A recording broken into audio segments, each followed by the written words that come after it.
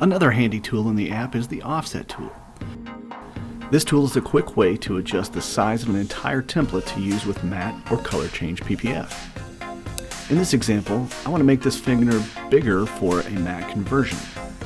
Select the template and then click on Offset button at the top. Note that the template outline turns green when you select the Offset tool. Then over to the right, select a preset dimension. Then click plus to make it bigger or minus to make it smaller.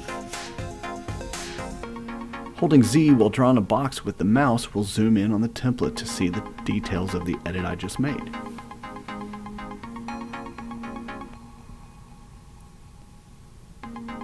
In another example, I'm going to offset the roof by 1/4 inch all the way around to use black PPF.